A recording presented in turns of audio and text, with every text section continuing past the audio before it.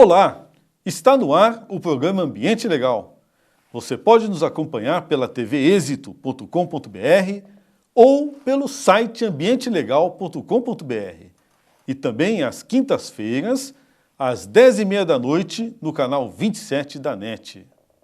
Nosso assunto de hoje é segurança pública. Desde outubro de 2012, o governo do estado de São Paulo já anunciou pelo menos 10 programas, medidas ou propostas para tentar reduzir o índice de criminalidade. Todas essas ações não são para menos. De acordo com a Secretaria Estadual de Segurança Pública, o primeiro trimestre de 2013 foi o mais violento dos últimos 3 anos em todo o estado de São Paulo.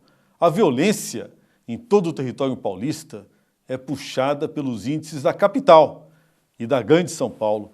Ao todo, nos meses de janeiro a março de 2013, tivemos 537.790 ocorrências registradas em todo o estado de São Paulo. Isso diante de 536.220 ocorrências no mesmo período do ano passado. Praticamente metade desses crimes violentos, mais de 40 mil, foram cometidos na capital. Este ano, o governo está conseguindo combater com eficácia a criminalidade na cidade. Será? Com referência a isso, nós trouxemos um convidado de peso, um indivíduo que tem participado, assim, ativamente nessa questão relacionada à segurança pública, vereador da cidade de São Paulo, eleito com a plataforma que continha essa questão como um dos seus pontos principais, e um chefe de família que passou por uma tragédia pessoal relacionada a essa questão. Temos hoje a honra de debater esse assunto da segurança pública com o Dr. Ari Friedenbach. Seja muito bem-vindo, Ari, ao nosso programa. Muito obrigado pelo convite, é um prazer estar aqui com vocês. Ari, como é que você está vendo hoje a questão da violência urbana na cidade de São Paulo? Olha, a questão da violência está muito grave. O que a gente tem assistido é um aumento, na verdade, de todos os índices, como você acabou de relatar. Foi hoje, inclusive, foi publicado de que houve um aumento de mais de 10% da violência nesse primeiro trimestre do ano. Agora nós fui eleito presidente da Comissão de Segurança, inclusive na Câmara de São Paulo, e estamos desenvolvendo um trabalho de estudo e aprimoramento para tentar identificar e melhorar um pouquinho a segurança na cidade de São Paulo, dentro do nosso âmbito de trabalho como vereador, naturalmente, mas a situação está caótica. A meu ver, eu costumo dizer que nós estamos vivendo, na verdade, uma guerra civil no estado de São Paulo, no Brasil. Nossos filhos, nossos pais estão sendo todos assassinados todos os dias na cidade de São Paulo. Eu queria começar esse assunto, depois dessa sua introdução, passando do cidadão para o agente político que você é hoje, né? Como cidadão, você experienciou uma tragédia pessoal muito complicada, quer dizer, algo que marcou a cidade de São Paulo, que foi o sequestro da sua filha e o assassinato dela, né? E por um indivíduo que é um menor de idade, né? Eu quero tocar um pouco nesse assunto também da menoridade, né? Que envolve criminosos que já estão formados, às vezes, aos 12, 13 anos, né? Como é que foi você experienciar essa vivência? Como você conseguiu essa proeza de transformar a sua dor pessoal em um fluido para conduzir politicamente a sua ação? Bom, de forma rápida, só para contextualizar para quem não se lembra, eu sou pai da Liana, que no ano de 2003 foi sequestrada por uma quadrilha de 4 maiores de idade e um menor de idade, conhecido como Champinha. O nome dele é Roberto Aparecido Alves Cardoso, eu sempre faço questão de dizer o nome dele. E naquele momento foi uma tragédia horrorosa. A Liana ficou 5 dias sequestrada, foi estuprada por toda a quadrilha e acabou assassinada com 16 facadas por esse menor de idade, na época menor de idade. Esse crime que comoveu o país, até no exterior foi comentado, e por conta dessa extrema divulgação, o Estado tomou medidas extremamente drásticas. Fato é que todos os dias na nossa população, vidas são ceifadas da mesma maneira, jovens são mortos e não dá a mesma repercussão que teve o caso da Liana. Eu acabei por me engajar nessa luta para que a gente tente reverter um pouco esse quadro, que outras famílias não passem pela péssima experiência que minha família viveu e vive até hoje. Na verdade, uma tragédia como essa não se apaga, não se supera. O que a gente pode, na melhor das hipóteses, é aprender a conviver com esse drama. Eu procurei canalizar todas as minhas energias positivas e negativas para tentar fazer a diferença e acabei entrando para a política porque percebi de que só estando dentro da política eu poderia realmente tentar mudar um pouquinho a nossa legislação, que a meu ver é patética, no que diz respeito tanto a maiores de idade como menores de idade que cometem crimes extremamente graves. Hoje em dia está na pauta o debate da questão da maioridade penal. A proposta que hoje está mais em voga é a redução da maioridade penal para os 16 anos.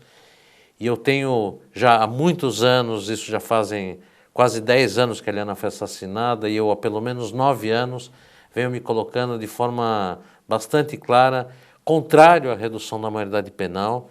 Eu entendo de que esse movimento é quase um golpe à sociedade, se reduzir a maioridade penal para 16 anos. O argumento que muitos colocam é de que se um jovem pode votar aos 16 anos, ele deve assumir os seus crimes também. Eu entendo que isso é uma coisa absurda. Na verdade, a consciência política pode se formar aos 16 anos. Agora, a consciência do que é matar é muito anterior aos 16 anos. Outra razão que eu me coloco contrário à redução da maioridade penal aos 16 anos é de que, quando se fala em reduzir a maioridade penal para os 16 anos, o que a gente vai fazer, na verdade, é tornar crime qualquer, hoje chamado ato infracional, de um menor de 18 e transformar isso em crime. Isso significa que tanto o homicida de 16 anos vai responder criminalmente, como o ladrão de galinha, o ladrão de bicicleta, de refrigerante, também vai responder criminalmente. O que eu entendo um grande erro. A gente colocar um jovem de 17 anos que roube uma bicicleta, por exemplo, num sistema carcerário absolutamente falido, é um grande erro e nós vamos destruir a vida desse jovem. Por outro lado, um jovem, e infelizmente isso ocorre todos os dias, a gente cansa de ver nos noticiários, de 14, de 15 anos, que mata, que estupra, vai continuar impune, vai continuar respondendo dentro do ECA, o Estatuto da Criança e do Adolescente. Isso significa não responder a coisa nenhuma. Para se ter uma ideia, hoje, o Estatuto da Criança e do Adolescente determina que um jovem infrator que tenha cometido uma atrocidade, um estupro, um homicídio, pode ficar até 3 anos internado na Fundação Casa, o que não ocorre. Na verdade, a média...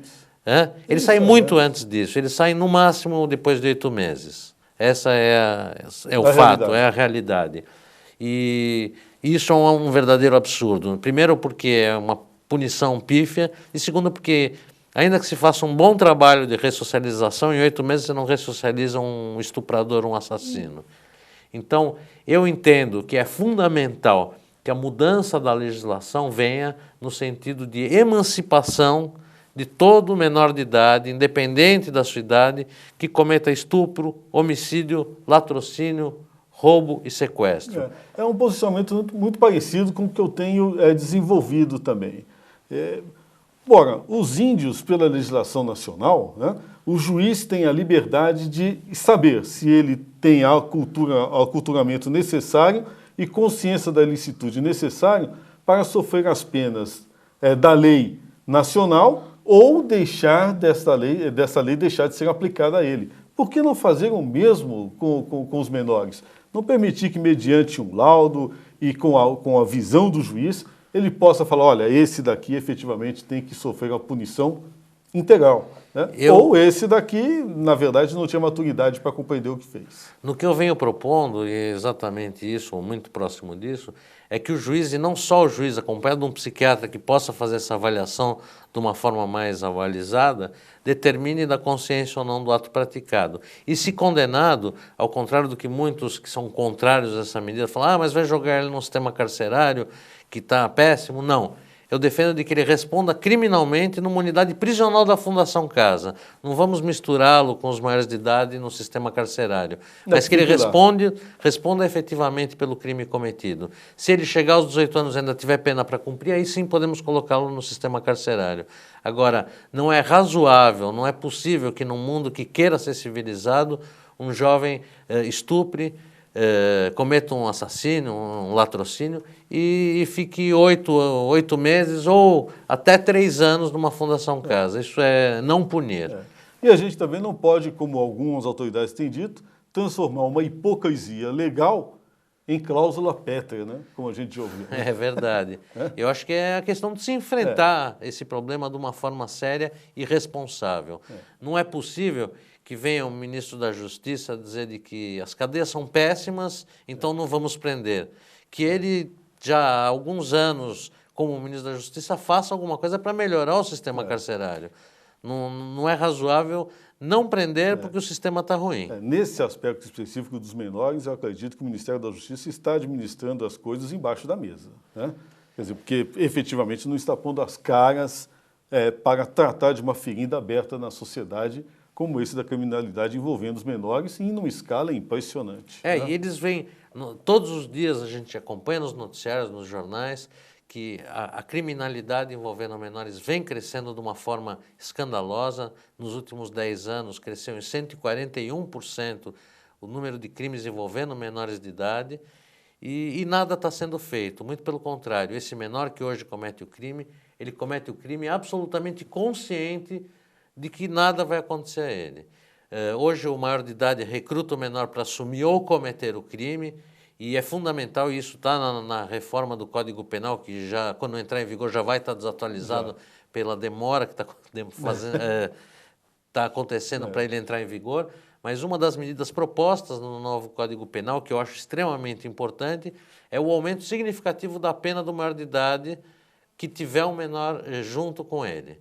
Então, eu acho que essa medida vai inibir a participação de menores no crime, assim como eu tenho defendido uma ideia que é bastante controversa, mas que eu entendo muito importante, que é, hoje, nos dias de hoje, o menor que comete um crime, quando menor, né, ele, quando atinge a maioridade, ele está com a ficha limpa, para poder ter uma possibilidade de crescer, de se desenvolver na sociedade sem uma mancha na vida dele. Acho que é defensável essa ideia. O que eu defendo também é que se ele cometer um crime quando maior de idade, ele deixe de ser réu primário, pelo menos. Sim, que isso seja considerado. Que seja considerado a ficha dele se ele for reincidente. Eu acho que seria muito interessante essa mudança na legislação para que ele pense 2 vezes, porque o que acontece? Ele mata quando jovem, depois quando é maior ele mata de novo e ele continua réu primário. Isso também é um absurdo legal, na minha opinião. Esse é um assunto extremamente importante e esse desenvolvimento de ideias posto aqui pelo Ari vale a pena ser melhor desenvolvido e melhor acatado pela sociedade e pelas autoridades. Vamos aos nossos intervalos e vamos continuar com esse assunto com o Ari Friedenbach no Ambiente Legal. Pinheiro Pedro Advogados. Direito, justiça, cidadania e sustentabilidade. Desde 1985.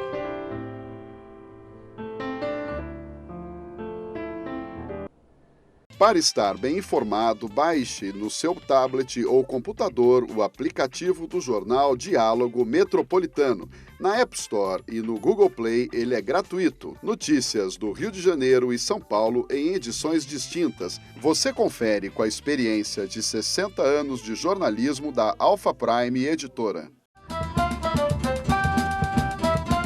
Ambiente Legal. Você pode nos assistir pela internet tvexito.com.br ou no nosso site ambientelegal.com.br. E estamos na sua tela pelo canal 27 todas as quintas-feiras, às 10h30 da noite. Voltando ao assunto, que é segurança pública, com o nosso convidado de hoje, o vereador Ari Friedenbach, que é presidente da Comissão de Segurança Pública da Câmara Municipal de São Paulo, né? Tratamos na primeira fase sobre o terrível assunto, o complexo assunto da criminalidade dos menores em especial, né? Mas agora vamos passar por um assunto da questão preventiva, né? Como é que você vê, Ari, o trabalho que é necessário ser feito para que a gente possa agir preventivamente, né? Porque os crimes se desenvolvem na cidade, no espaço urbano. Como é que nós podemos tratar do espaço urbano de maneira a prevenir esses delitos? Eu acho fundamental que a polícia tenha um trabalho preventivo. Recentemente ocorreu um crime violento e a polícia estava se mostrando que deu a resposta à sociedade. E a resposta da sociedade foi a imediata prisão dos criminosos. Isso não é a resposta que a sociedade espera. A sociedade espera que a polícia haja preventivamente. O crime não possa acontecer. Não adianta a gente enxugar o gelo. É fundamental que haja um trabalho preventivo. E trabalho preventivo passa por uma série de medidas.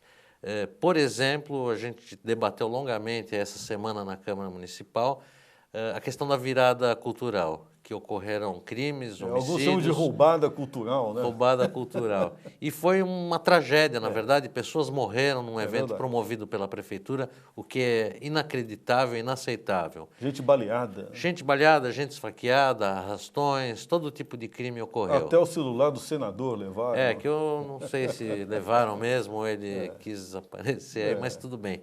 A questão é a seguinte, foi identificado de que a polícia fez um trabalho, estava com um contingente grande, a Polícia Militar estava com 3.400 homens na virada cultural, a Guarda Civil Metropolitana também com um contingente significativo. Agora, onde ocorreram as falhas? A primeira falha em termos de virada cultural foi o excesso de concentração de eventos na região central da cidade, o que torna muito difícil o controle da ação das pessoas. Quando você tem uma pessoa com alguma tendência a delinquir e ela está em grupo, isso se multiplica, se amplia de uma forma significativa. Um outro ponto identificado como gravíssimo na virada cultural, que levou o crime a ocorrer, é a péssima qualidade da iluminação na cidade de São Paulo. E esse é um tema que eu tenho batido com muita frequência na Câmara Municipal, a questão da violência, da insegurança na cidade de São Paulo, por conta da péssima qualidade de iluminação na cidade. A criminalidade não gosta da luz, né? Exatamente. O criminoso não quer ser visto, não quer ser identificado. Quando você ilumina bem a cidade, o crime desaba, isso é comprovado cientificamente, não é invenção, não é achismo. Agora o prefeito da cidade de São Paulo está manifestando e declarando de que está fazendo uma compra muito grande de lâmpadas de sódio, aquelas lâmpadas amarelas que todos nós conhecemos. Não é sustentável, né? Não é sustentável, não é eficiente, não é coisa nenhuma, já é uma tecnologia absolutamente fora de contexto, uma tecnologia atrasada. Hoje nós temos tecnologia de iluminação de LED, que é uma tecnologia muito melhor, com resultado muito mais eficaz, com um custo muito inferior, apesar do custo da lâmpada ser maior, a durabilidade dela é imensamente superior. E você, quando alguns pontos da cidade que hoje já tem, a Avenida Faria Lima tem iluminação de LED, na frente do Shopping Higienópolis também tem iluminação de LED, e você percebe nesses pontos que não há pontos de sombra, a quantidade de luz, como é que se fala? De lux, né? Lux, é muito superior, então o efeito dessa iluminação é muito melhor e isso inibe com certeza o crime. Uma outra medida fundamental que deve ser tomada para minimizar a questão da violência é o monitoramento de forma ampliada na cidade de São Paulo. Como é que se daria o monitoramento? Bom, eu conheci o Centro de Monitoramento da Guarda Civil Metropolitana de São Paulo, que compartilha inclusive algumas câmeras com a Polícia Militar, e vários pontos da cidade estão monitorados. Mas esse monitoramento, que quando implantado era de altíssima tecnologia, muito moderno, muito eficaz, hoje já não é tão moderno, já não é tão eficaz. Existem softwares hoje inteligentes de monitoramento, que você programa, por exemplo, aí na questão do meio ambiente, o descarte de entulho. Você programa esse software para identificar sozinho onde está sendo descartado o entulho. Olha, que interessante. E ele sozinho já dispara o chamado para a polícia, não depende de alguém olhar e monitorar e aproximar a câmera, ele sozinho faz todo esse trabalho e já dispara o chamado para a polícia. Ou você programa esse software para identificar um movimento estranho num assalto, ele identifica o assaltante e o software sozinho já acompanha o deslocamento do carro, para onde ele está indo e já dispara os chamados para a polícia. Esse mesmo software pode monitorar enchentes, deslizamentos e prever, não é só monitorar depois que aconteceu, ele prevê, através de tecnologia, movimento de terra e antes de acontecer a catástrofe, ele já dispara o chamado para as autoridades para poder fazer um trabalho preventivo. E esse trabalho de monitoramento com iluminação, eu não tenho a menor dúvida de que nós vamos conseguir reduzir de forma muito significativa. Ou seja, tem um trabalho bom que é da competência da Câmara, que pode ser relacionado aí à urbanização, né? Sem dúvida nenhuma. E também estamos trabalhando de forma muito significativa com a Guarda Civil Metropolitana, que é o braço policial do município, e que, na minha opinião, inclusive, esse é um tema extremamente delicado e polêmico. Eu defendo de que a polícia tem que ser comandada pelo prefeito, não pelo governador do estado. O prefeito é que está na cidade, que sabe as necessidades da sua cidade. Eu acho que a gente precisa mudar, mas isso com certeza vai levar uns 50 anos, talvez, para mudar essa mentalidade de se ter um policiamento local. Municipal. Municipal. Né? Aliás, a gente precisaria ter uma justiça municipal, né? Sem dúvida nenhuma. Que é o que deveria acontecer. Nós tivemos já justiça municipal, nós estamos há 100 anos sem justiça municipal e parece que perdemos a memória disso, né? É verdade. E funcionava melhor, né? Com certeza, porque é no município onde as coisas acontecem, a violência acontece, todos os problemas são identificados no município, não é no estado de uma forma macro, é no dia a dia, e o prefeito é a pessoa que acompanha esse problema no dia a dia. E como é que tem sido hoje a relação da Guarda Municipal? Como é que a Câmara Municipal tem tratado essa questão? Porque até hoje a Guarda Municipal, dependendo da ideologia do prefeito de plantão, ela toma um caráter mais ostensivo ou às vezes ela recua e passa a ser só a segurança de próprios municipais, né? Como é que você vê hoje essa questão, hein? Qual é o contingente, a possibilidade, a dinâmica disso? Eu acho que o problema da Guarda Municipal, que você está me perguntando, na verdade, eu acho que acontece com todas as políticas. No Brasil se faz políticas de 4 anos. De eleição em eleição se muda e a gente precisa pensar a longo prazo. Um país que quer se chamar de nação, de povo civilizado, tem que planejar as coisas a longo prazo. Nós tivemos na última gestão uma Guarda Civil com um olhar extremamente focado na questão da pirataria, do ambulante, e, a meu ver, não perdeu o foco principal da Guarda. Hoje, a Guarda Civil está com um olhar bem diferente e, na minha opinião, muito melhor, que é voltada ao cidadão, à guarda comunitária, à ronda escolar. Eu acho que é uma volta da ideia para onde a Guarda Civil no período anterior, estar. Que a gente fala do prefeito, da gestão do Serra e do Kassab, realmente a Guarda Civil ficou reduzida a fiscal, né? Ficou reduzida a fiscal, fiscais, né? Ficou com uma imagem muito ruim.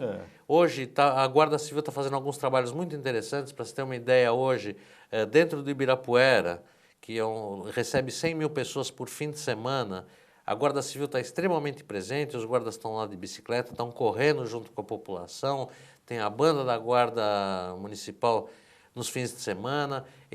A Guarda está tendo um movimento de aproximação da população. Está voltando a ronda escolar, que é fundamental. Fundamental. O entorno das escolas são pontos de tráfego, sabidamente, hoje em dia. E essa presença da Guarda, óbvio que inibe isso, inibe a violência.